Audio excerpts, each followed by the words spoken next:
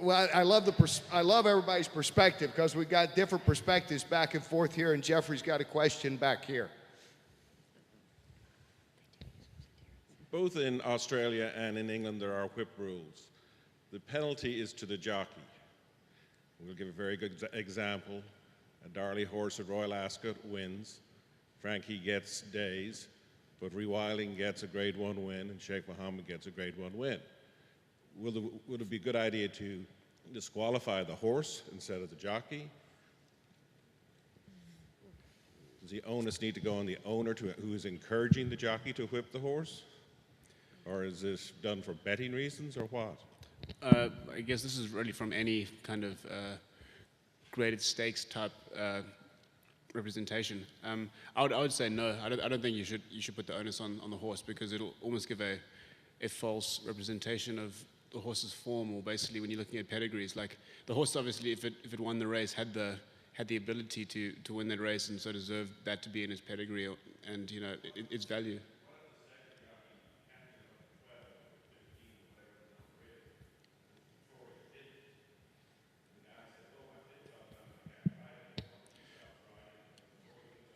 Well, I guess it's a bit like the current sort of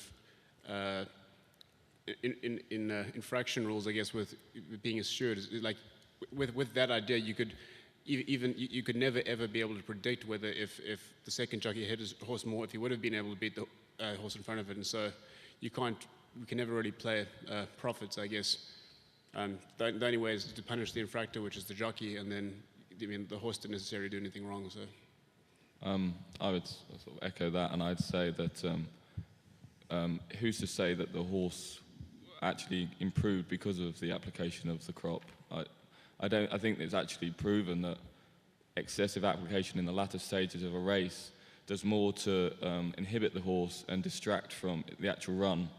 And so I think the jockey needs to be punished because of the poor public image it displays, but I don't think it affected in potentially the outcome of the race. I actually think that you make a really good point, Jeffrey, because at this point, the way that the punishments are for whip infractions, say for a race like the Kentucky Derby or at Royal Ascot, the price of the glory of winning the race is more, it's more attractive than, say, it doesn't matter if they whip the horse, they're just going to get a couple days suspension, but what is that in light of having a Royal Ascot win or having a Kentucky Derby win? There's just not much incentive to prevent the jockeys from excessive whip use. All right, it's time to whip out your paddles. Yeah, no, it's cheesy, but just in case you were dozing anybody. All right, to vote. Can a ban of the use of the whip, will that be a way to find a solution? This looks close. No, I don't know if it's going to be close. It's not close in this section, I already know that.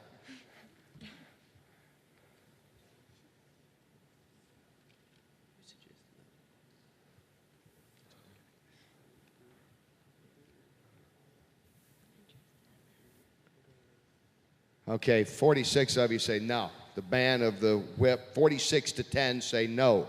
Banning the use of the whip will not be a solution. All right, how about this one? Impose a levy on breeders, owners, trainers, racetracks to fund racehorse retirement. Certainly an issue that always gets very sensitive several times a year, it seems, and please go forth with that. Public perspective view, I think this is definitely an issue that needs to be dealt with, and I think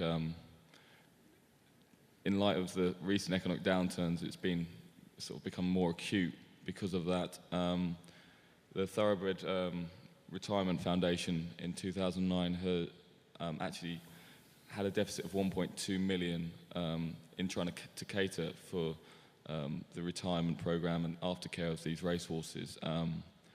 I think a proposal in terms of having some kind of deduction from wagering handle, a very, very small deduction in that, and also to have some form of registration fee with every foal with the jockey club would go a long way in providing the necessary funding. And I think this funding, crucial aspect of this is that the funding comes from every person involved in the industry.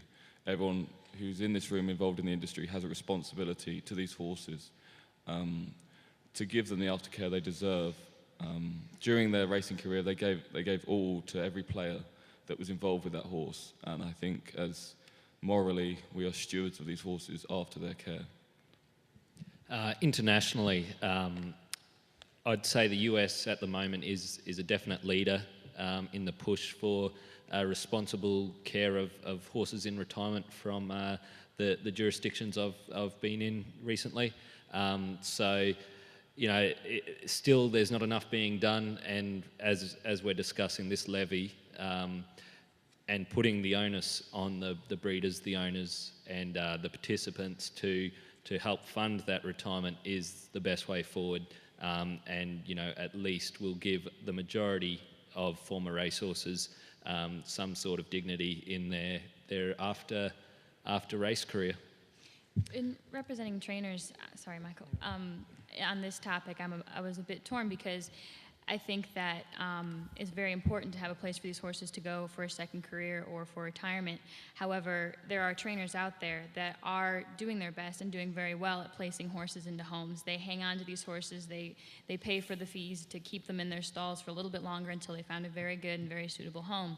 And I had the chance to talk to a few trainers out at Fairhill while I was on my work placement, and several of them said that they're not very keen on placing some of their horses into these retirement homes because they disappear. And I mean, there definitely has to be funding, and there has to be trustworthy centers that are taking care of these horses before that the trainers would probably want to help fund them. Okay, we have a question here from Steve Jackson. Do you think along with that, if there was a checkoff of some kind, that it would be useful to have some kind of a body that would make sure that we're good stewards of limited resources that we're going to use for this? Sorry, I don't understand the question. There's a lot of money given, right, we don't Steve? get much bang for our buck. Is that more clear? Sorry? There's a lot of money donated, and we don't get much bang for our buck. For sure. By having a structured system, you can create proper mechanisms to make sure that the money is allocated correctly. And at the minute, being a voluntary scheme, it probably actually lays it more open to corruption and more open to wastage.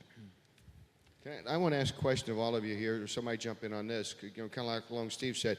When you say impose basically a tax on all breeders, owners, and racetracks, what if owner A over here has been benevolent all the time and, you know, given hundreds of thousands of dollars for racehorse retirement, and now he's going to be taxed more to, you know, owner C who, you know, gets $50 a year, if that. I mean, can you really, though, again, it's maybe the wording, can you really expect to, in essence, tax everybody to take care of it?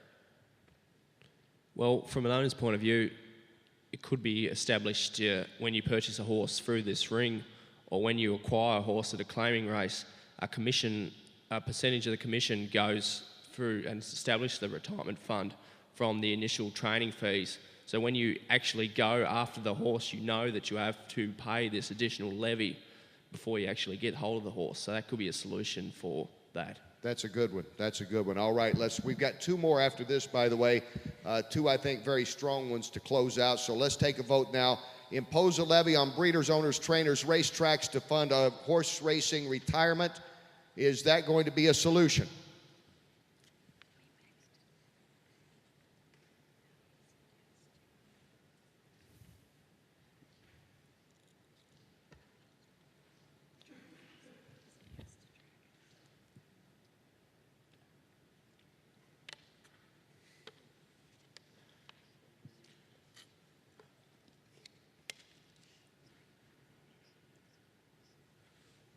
$35 of you say yes, that would be a solution. 23 say probably it's not going to work, maybe because of the imposing of it instead of asking. But again, very interesting. Two more to go now.